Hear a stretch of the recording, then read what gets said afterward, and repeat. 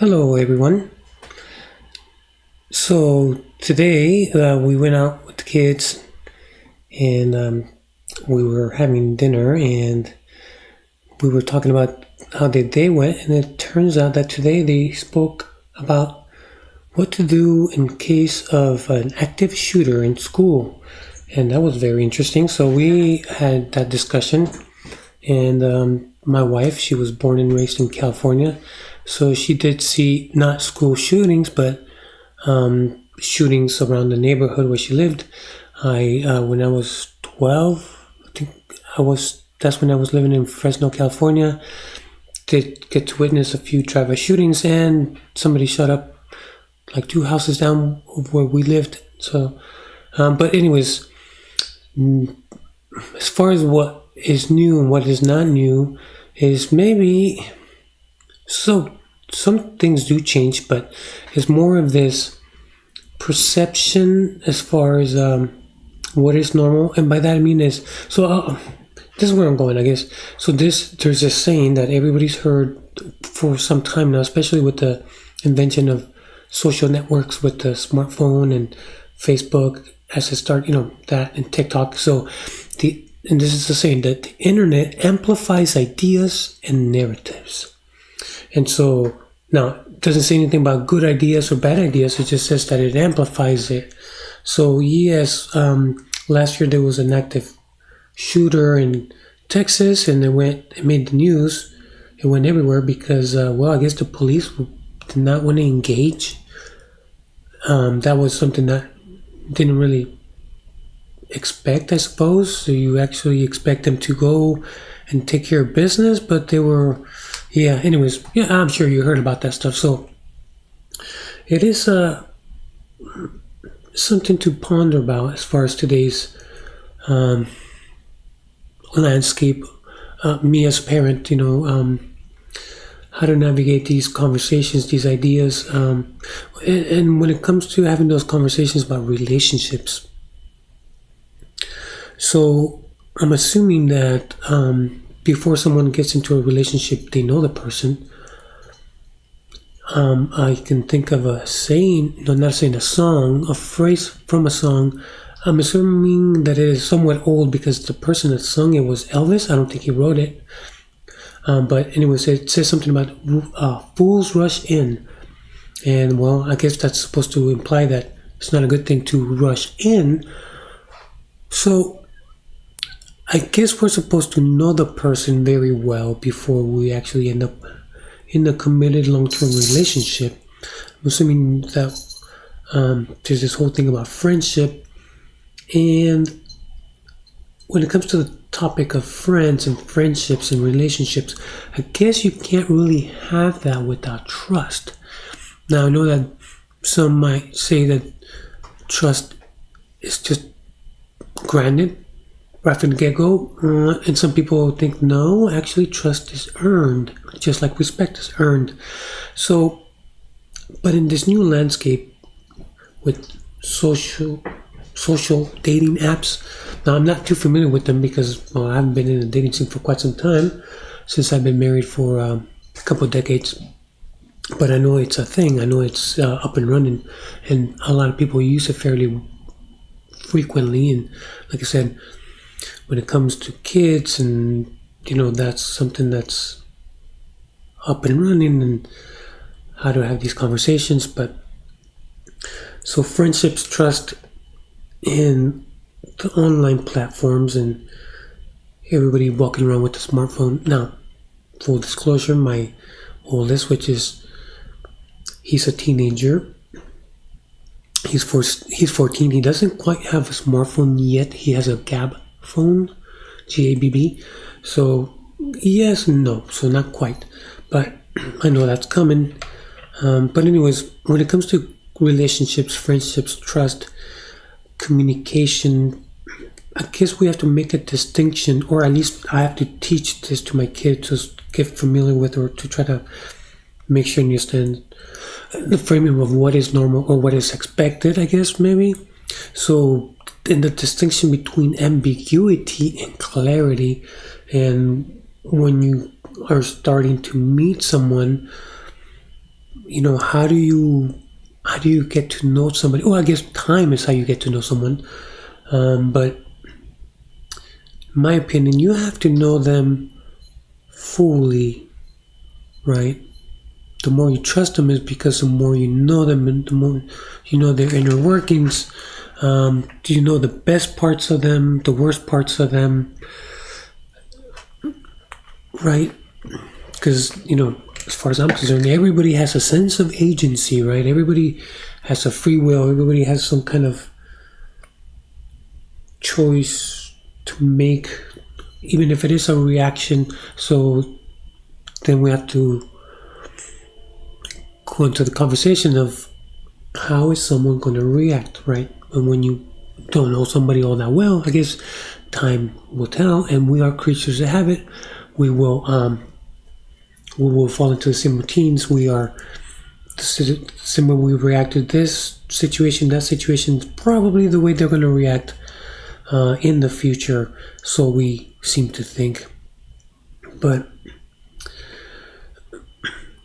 it is easier said than done to have these kind of conversations with someone younger, someone that's a teenager, especially when they, I don't know how important, like when I was a kid, right? When I was a teenager, how important did I think the conversation was, and how prudent was my dad's advice for the time that he was around, right? From the time that I started hearing advice from older folks or even people that were wiser than me, because I wasn't the wisest tool in the shed. I was a knucklehead.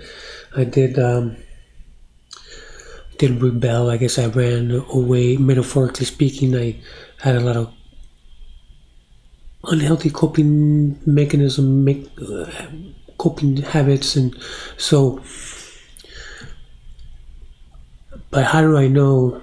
I guess it's hard for me to know when I have a conversation with my kiddos if they think it's important to have those discussions, to see if it's prudent to even ponder those notions or to consider those, or will they be able to use that in a way that will help them, and I hope in a preventative way. But again, it's impossible for me to know. But when it comes to new relationships, when it comes to knowing people, you have to. I guess it all begins in ambiguity and murkiness. Really know somebody, and when we first meet someone, we put up. It's our best, right? First impressions. We try to manage that to the best, to the best of our abilities. But soon enough, we begin to be ourselves, and that we can't rush in. We have to wait until we fully are ourselves and we fully understand, because there are differences in character for the most part. Now, I understand that when we are talking about where most people nowadays get their information, especially when they're teenagers, it's probably going to be TikTok, and it's probably going to be very quick and quick punchline or whatever you want to call it, right? And so I know that in these ether circles, whatever, in these electronic sphere of ideas, for the youth, I know that they basically function in a collective narrative, which is who is to know whether it's even in the right ballpark, in the right context, and in what situation. Because I've heard some stuff that was way out there, especially the younger the presenter, the younger the audience, the more, in my opinion, the more gullible these just, I don't want to call them manipulations, because I don't know if these kiddos are that sophisticated yet. But anyways, definitely these collective narratives are just a little bit off in some way, shape, or form, and but at the same time they are what are shaping our youth at the moment. By and large, for the most part, I know that you can't pull everybody into the same ordeal, but interesting conversations, when you begin to talk to younger people, teenagers nowadays, because their world is a little bit different than mine, you know. So, but there's other stuff that I do want to talk about, and I don't have enough time to do here. So, but I'm gonna change it over here. So there you are, because I do want to mention. I I've been trying to get to some coping skills, something in the behavioral health science to try to have these kind of ideas in the ether, because there you are. So I guess if if the internet is going to be influencing people, you can complain. I don't know how much good that's going to, how that much is going to, how much change that's going to, excuse me, how much change that's going to bring. Definitely want to talk to my kiddos about it, but at the same time, why don't I get involved and start having my 2 cents to counteract some of those? Now, small channels, we belong to small channels, and the TLC is, very small corner of the internet. We have to start somewhere. And I'm beginning to think that being passive, not doing anything, may not be the best solution either. But when it comes to relationships and communication and hard conversations to have, and collective narratives, and when we want to bring what we're used to, our frame of our framing, our perception, our concept of reality as far as we know it from us that grew up before the age of the internet, right? We seem to see things in a different, or we seem to. I'm assuming that we have enough life experience that we can see the spin, or at least we should be allowed to. We should see the spin a little bit more. So when someone's trying to spin something to something that is not, or at least we can learn from each other to be able to capture that quicker than not. But so one of the things that I did mention is that I had got some DBT cards, because I do have the DBT textbooks in an electronic version and then also in the audio version. But I was able to take a picture of the ones that I have. So I'm going to show it here. So this is what the flashcards. I do have the electronic actual textbook of this DBT, and this is what licensed social workers where I work, when they do the DBT, and they have to have specialized training and education, or else they can't even work in an inpatient setting and to be able to do these DBT groups. So if it's good enough for them to use it in a clinical setting, why not? So I did purchase these for myself, and just trying to find a way to weave this into a conversation with my kiddos. And I've been doing it indirectly in a way, but I guess there's no sense of rushing it, but this is something that I do want to,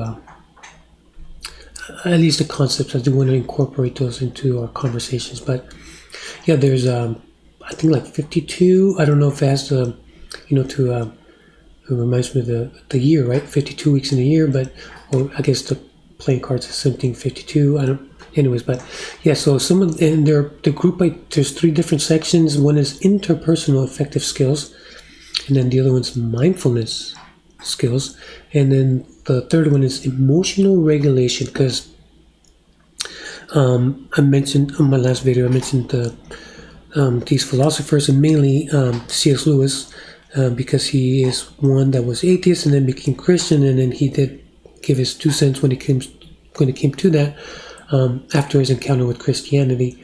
And what I've been, as far as I'm aware, is that wisdom is different than knowledge. Knowledge is just a collection of information and whatnot, but wisdom is a little bit different.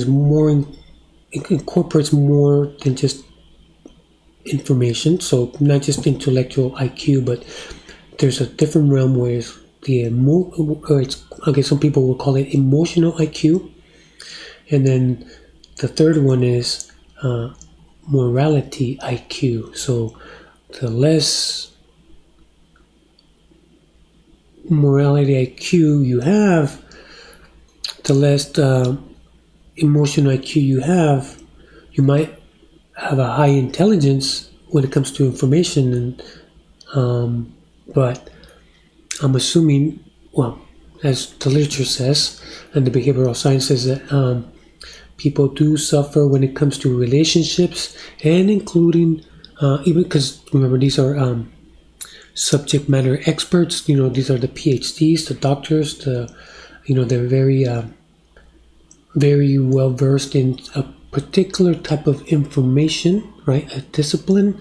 But when it comes to relationship skills, when it comes to treating others, that tends to go sideways, and then it can get away. It can get in the way of them being promoted, and that's why when people, according to all the stuff that it's the references from all these textbooks and stuff, is that at best, by and large, now I'm sure there's always an outlier, that they end up low management supervision, but they're not able to get much higher than that because of the conflict between, I guess, the after effects of having a low emotional IQ and low moral IQ, because you can see how that can, being low in those can throw a wrench into the whole nine. So yeah, I do agree with these Christian philosophers where when it comes to wisdom, right, it's the according to Scripture is the fear of God, right? It begins with the fear of God, because then you change your perception, your ideas, your philosophy, and you get to incorporate information that's outside of you, and it's something that ranges centuries, millennium, right? So a lot of wisdom there. All right, that is my timer. Well, I didn't know how long I was gonna have. I have to wrap this up, I guess. But anyways, in the future, I do wanna talk about these DBT skills, these DBT notions as far as how to be able to handle emotional turmoil, to be able to cope with stress, and stress comes in different forms for different folks. So this is something that I want to work on, that I want to do a few videos on, and something that I actually want to in a more personable note. I do want to have all this information, and also the wisdom that I've learned from Scripture and other Christian philosophers. I want to be able to wrap that in a way that I can share that with someone like my teenage kids, that I can pass along this information, because I know we'll have a shelf life, and am I going to be here in 20 years from now? The future is not promised, so I want to be able to pass along hopefully more positive than negative. Now, I'm not perfect, and but it's a goal. And before I sign off, I do want to touch on something that I want to mention in my future videos, is that missing the mark and finding a compass, trying to find purpose, makes it easier to find, I guess, having a higher goal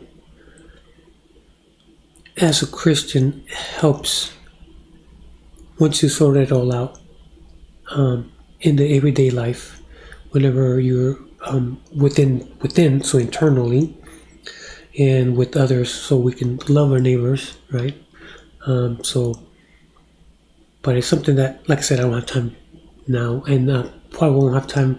So it's something that it will be in a few videos, but these ideas that I'm working on, and I want to bring forth to my kiddos, and also want to, as I'm learning this and trying to share it, put it here on the ether, because, well, then again, in the future, these LLM models, these AIs, they're they're evolving, right? How many iterations, and they're getting more useful, and they're being incorporated into every gadget. I've seen those commercials where this smartphone's better than that smartphone because now it has the AI technology, etc., etc. So yeah, I think I'm running out of time, so I better sign off here. But if I do happen to catch you on your live stream, I'll try to say hi. And until next time, I will try to see if I can be less and contribute less to the ambiguity and more to the clarity, so we can see more clearly. And I guess November's, I don't know if it's on people's mind, but yeah, that's fast approaching as well. So I don't want to have that conversation, but I know that's on a lot of people's minds lately because September's almost done.